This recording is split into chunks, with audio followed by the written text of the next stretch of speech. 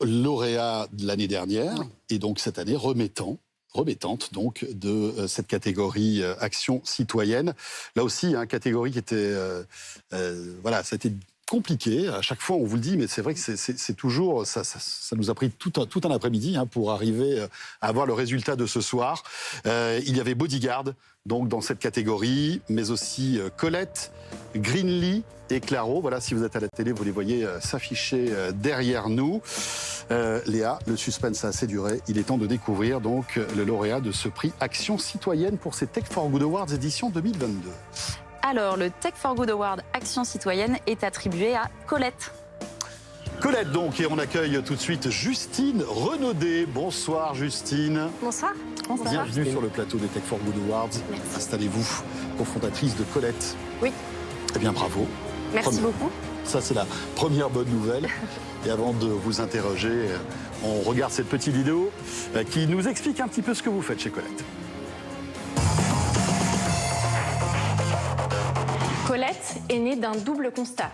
Dans un premier temps, des jeunes qui galèrent à se loger à des prix souvent exorbitants, et de l'autre côté, des seniors qui souffrent très souvent de solitude et d'isolement.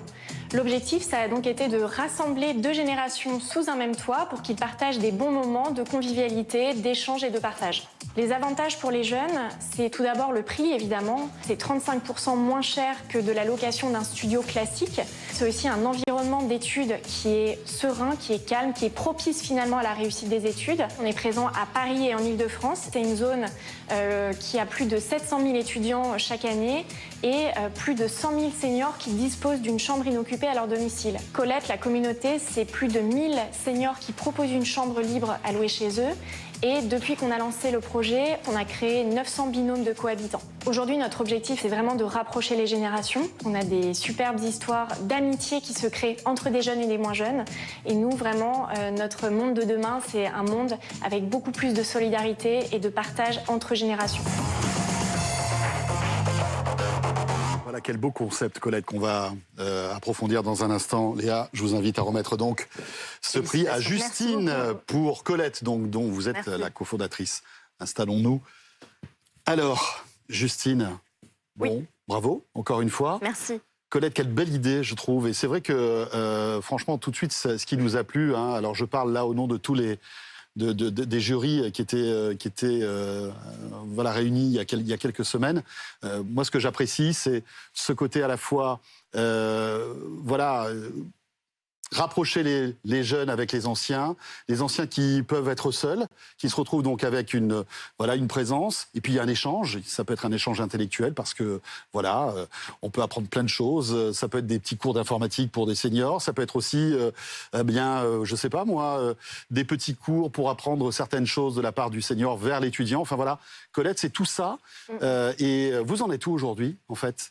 Oui, alors on en est tout aujourd'hui. Donc, comme je le disais, on a 1000 seniors aujourd'hui qui proposent une chambre sur la plateforme Colette. On a créé 900 binômes de cohabitants, donc on est très contents. Après, ça reste un mode de logement à démocratiser, bien sûr. C'est quand même un cap important dans la vie d'un senior que d'ouvrir ses portes à un inconnu et donc d'ouvrir son intimité. Bien sûr. Fred ? Oui, ça paraît une tellement bonne idée qu'on se demande pourquoi ça n'existait pas avant. Enfin, les bonnes idées qui se développent, c'est souvent comme ça. Est-ce que justement, alors là vous êtes en Paris, en Île-de-France, d'après ce que j'ai compris, vous allez pouvoir vous étendre dans d'autres villes de France un petit peu partout. C'est prévu pour cette année? C'est prévu pour quand? Oui, tout à fait. On s'est lancé déjà à Bordeaux et Lyon en début d'année 2022. Après, il faut quand même une savante équation pour que notre proposition de valeur elle ait un vrai impact.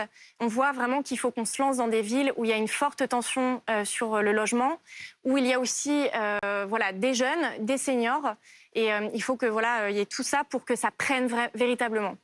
Ce sont plutôt des jeunes étudiants qui font leurs études supérieures généralement, donc vous allez aller dans les villes dans lesquelles il y a le plus d'étudiants en études supérieures. Des villes vraiment dont la typologie ressemble à Paris, finalement. Voilà, et puis en plus c'est éligible aux APL, c'est ça qui est cool. Voilà, donc on bénéficie d'aides supplémentaires, ce qui fait qu'on se retrouve avec une chambre pour un prix tout à fait intéressant. Hein. Tout à fait. Alors du côté des jeunes, c'est éligible aux APL. Et aussi, ça fait un complément de revenu. Et pour les seniors, c'est une pratique qui est exonérée d'impôts. Aujourd'hui, vous n'avez pas à déclarer les revenus tirés de ce mode de logement. Merci beaucoup à toutes les deux. Merci Léa et encore bravo Justine, donc Bravo, Justine. cofondatrice de Colette pour ce joli prix.